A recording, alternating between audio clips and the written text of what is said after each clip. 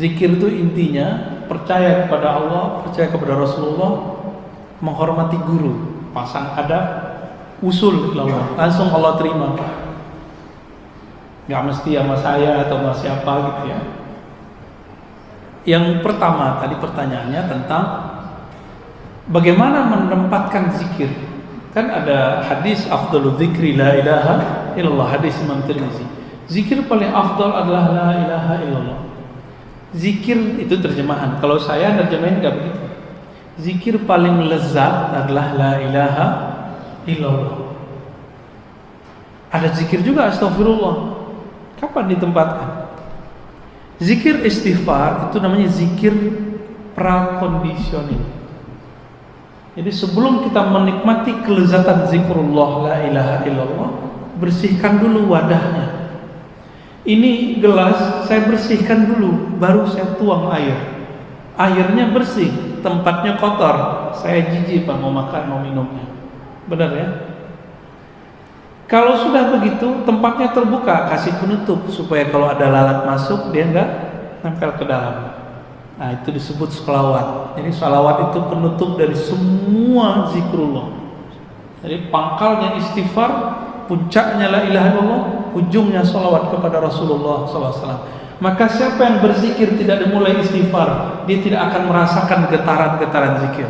Siapa yang berzikir tidak sampai kepada la ilaha illallah, dia tidak akan merasakan nikmatnya dan lezatnya zikrullah. Siapa yang berzikir tidak ditutup dengan salawat kepada Rasulullah, nanti mau masuk surga tersesat mulu Pak. Di padang mahsyar baru bangunnya udah sesat, bahkan di alam barzakh dia tersesat. Jadi supaya gak tersesat bagaimana? Nah maka ada orang gak sabar, langsung aja deh kita salawat, ya boleh juga. Banyak nih sekarang lagi banyak zikir-zikir salawat, tapi digunakan untuk nangkap jin.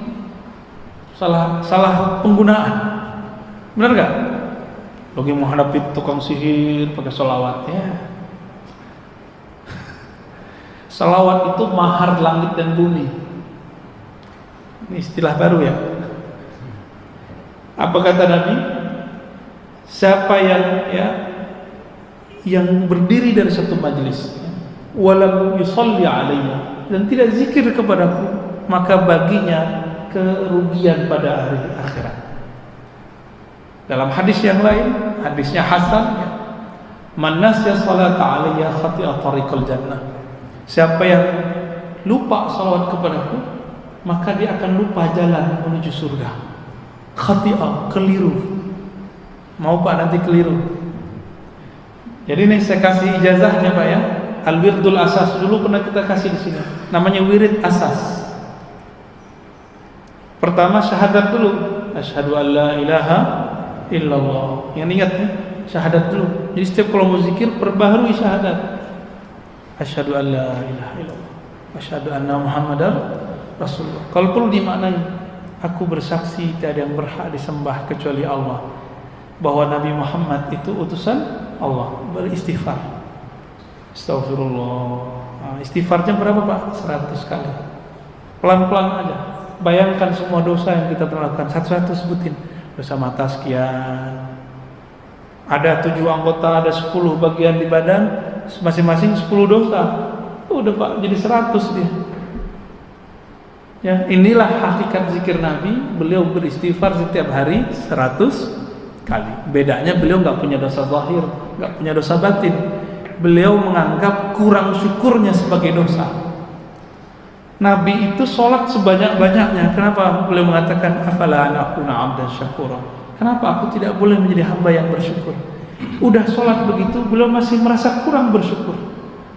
Keluar dari tempat buang air, beliau mengatakan ghufranak ya Allah, ampuni aku kurang mensyukuri nikmat bisa buang air.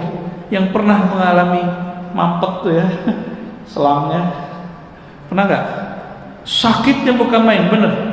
Sakitnya bukan main kalau kita nggak dikasih nikmat buang air kecil. Maka Nabi bersyukur, Nabi menangis Pak, mengatakan ghufranak, ya Allah ampuni aku. Jadi Nabi minta ampun bukan dari dosa. Nabi minta ampun karena kurang syukur. Ini beda istighfar kita dengan istighfar Nabi. Kalau kita benar-benar berdosa, karena dosa kita banyak. Belum lagi dosa batin. Oh, kalau ditambah begitu bisa 200 istighfarnya. Ya cukup 100 dulu. Nah, Anda mengamalkan sunnah Nabi. Tuh, angka dari Nabi bukan? Dari Nabi, Pak. Setelah itu baca La ilaha illallah. Kalau waktu luang Bapak misalnya udah pensiun nih. Udah pensiun, Pak? Nah, kalau udah pensiun saya kasih yang panjang nih, Pak. Kalau yang muda-muda nih kita kasih yang pendeknya aja. Yang pendek-pendek itu la ilaha illallah cukup, titik. 100 kali. Bagi yang sudah pensiun atau lagi musim libur, la ilaha illallah, Allahnya dipanjangkan. Wahdahu la syarikalah, lahul mulku wal hamdu wa huwa ala kulli syai'in qadir. Di makna itu, lahul mulku walahul hamdu. Miliknya lah semua kekuasaan, semua kerajaan. Miliknya lah semua pujian. Maka kalau kita dipuji, yakinkan, iktikadkan pujian itu kembali kepada Allah, baru boleh Pak menerima pujian. Jadi kapan kita nggak pantas menerima pujian? Kalau kita menganggap pujian buat kita, gitu.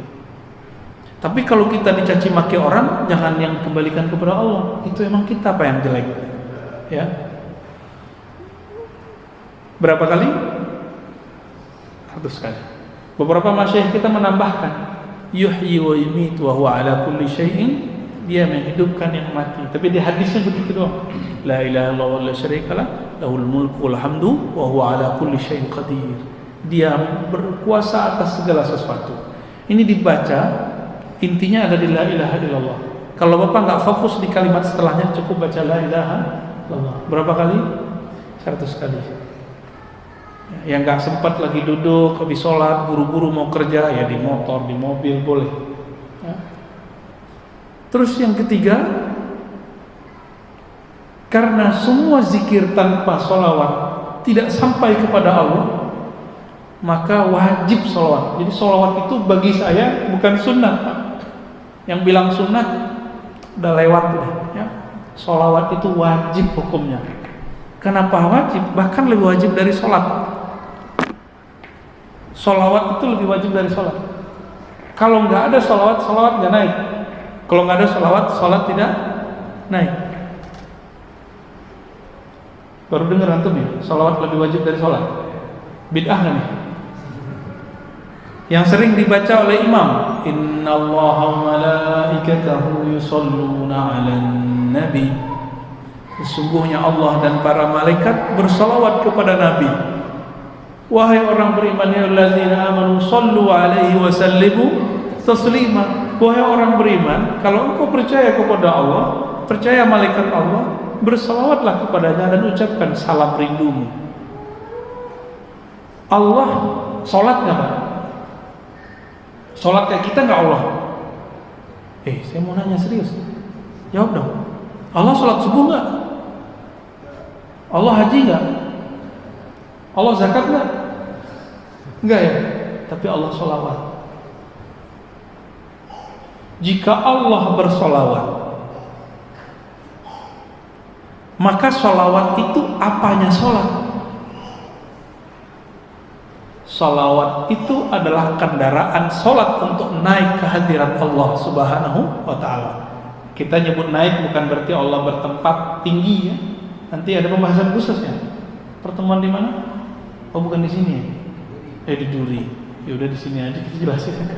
Allah itu maha tinggi mutlak, tapi bukan tinggi arah dan tempat. Kau wajib meyakini Allah maha tinggi. Kan namanya Ali. Karena dia bukanlah benda, maka ketinggiannya bukan arah. Jadi kita wajib meyakini Allah maha tinggi. Itu wajib hukumnya, ya. Udah berapa tadi? 3. Yang terakhir, subhanallah bihamdi, subhanallah azim, 100 kali ditutup adada khalqihi wa zinata arsyihi wa ridha nafsi wa midada kalimah. Tapi kalau Bapak pensiun 100 kali baca itu, Pak. Subhanallah bihamdi, subhanallah azim, adada khalqihi wa zinata arsyihi wa ridha nafsi wa midada. Nikmat itu. Itu udah bawa satu kontainer zikir itu di belakang. Seberat aras, sebanyak makhluk Allah. Pernah nimbang aras lah? Badan aja lupa nimbang. Apalagi nimbang aras. Subhanallah bihamdi azim, seberat arasmu ya Allah. Aras itu meliputi langit dan bumi. Langit dan bumi tidak terlihat jika dibandingkan aras Allah. Kita bilang ya Allah, Engkau maha hebat, seberat arasmu. Siapa yang tahu? Hanya Allah. Maka zikir ini namanya zikir, bukan zikir. Zikru ala zikri, az-zikru fawqa zikri. Zikir tapi di atasnya zikir. Kalau belum sampai ke rasa itu, cukup zikir biasa aja dulu. Jadi kalau belum muncul nih rasa, alam semesta berzikir, maka lebih afdal zikir subhanallah bihamdi azim tanpa tambahan. Gitu sebenarnya secara ilmu qalbu ya. Kalau ahli hadis mah bawa aja semua. Baik. Ahli hadis ini membawakan bahan, ahli zikir meramunya, meraciknya menjadi thariqah zikir. Ahli hadis bawa riwayat, ahli fikih meramunya menjadi hukum. Gitu Pak ya. Nah, sekarang muncul pemahaman ahli hadis itu sudah punya metode sendiri. Ini kekeliruan besar. Ahli hadis nggak bisa meramu sendiri kecuali dia ahli fikih, kecuali dia ahli zikir. Nggak ada ilmu yang mandiri di dunia. Semua ilmu saling berkaitan dan beririsan. Gimana? Udah? Tanggal 7?